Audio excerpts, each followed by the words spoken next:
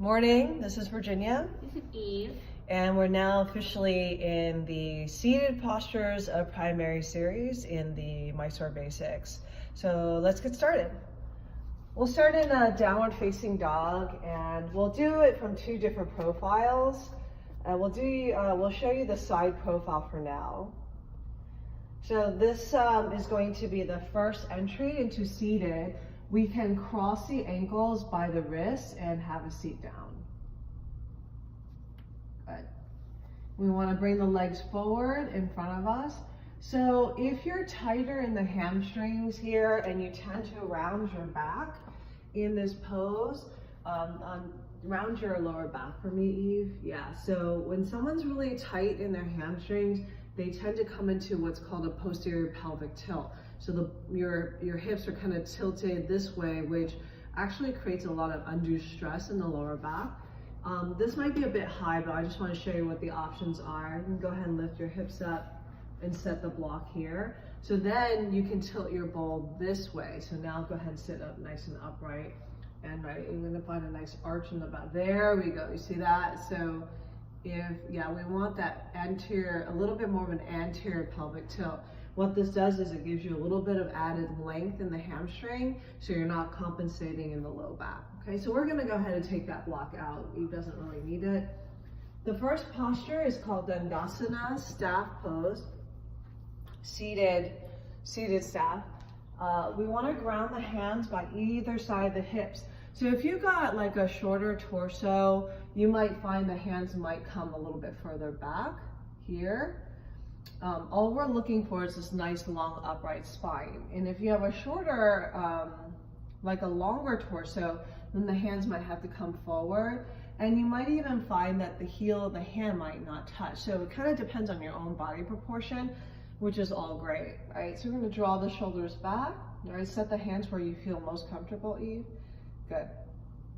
Lengthening the spine, take a deep breath. And for now, we're gonna actually reach the arms straight up toward the sky. So this helps you prepare the spine, right? We're lengthening up through the fingertips. Actually, go back, I screwed up. Dandasana, bring your chin down towards your chest. So Dandasana, we have what's called a Jalandhara lock. And what that is we're creating what's called Mahabandha, it's King Bandha. And we're tapping into the energy of the pelvic floor, the Mula Bandha. Think of Kegel, ladies or gentlemen, lift your jewels, the boys, or boy, whatever, you know.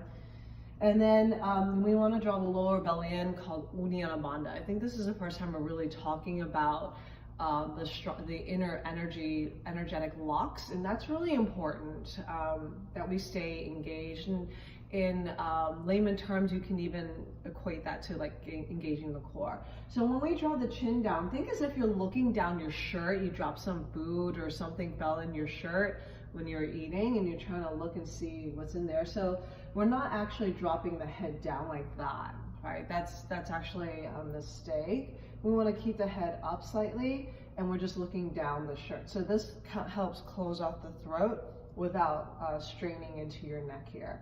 So we're taking 5 breaths in Dandasana, seated staff. After 5 breaths, we're reaching your arms straight up, high to the sky. Good. The inhale here and exhale, we're reaching forward toward the big toes. And we'll show you the other view in just a second. Using your index and middle finger, we're gonna grab a hold of the big toes, lengthen the spine, right? We wanna create that nice upper back. Now, if you're tight in the hamstrings, we're gonna bend the knees up. A little bit more, Eve, a little bit more, yeah.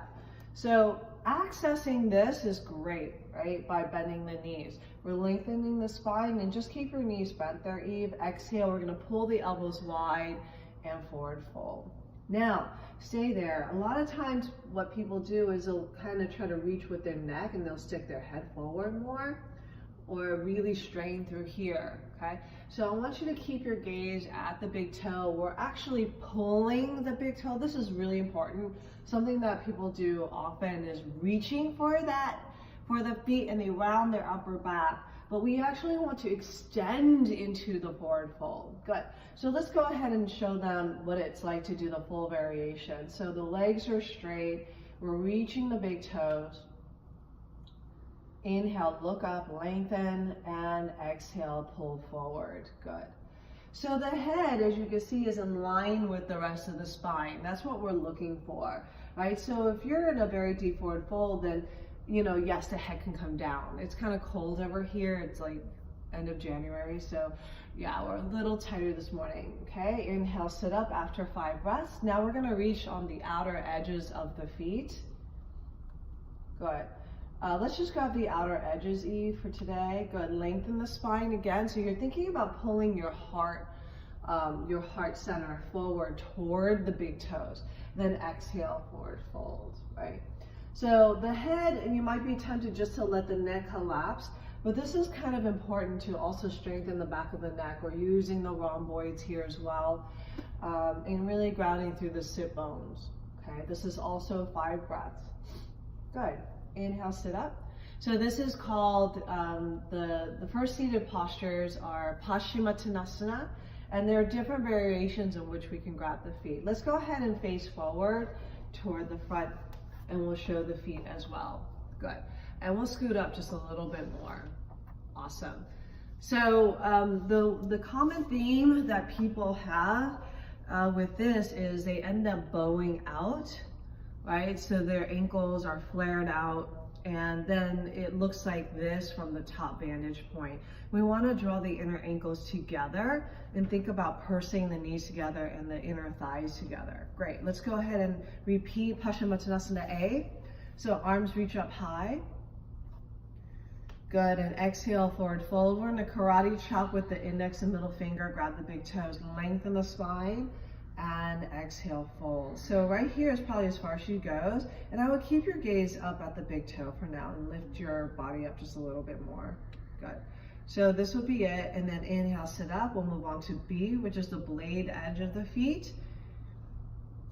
Yeah, lengthen the spine again. Exhale. We're gonna pull forward, right? Just keep your head up a little bit more.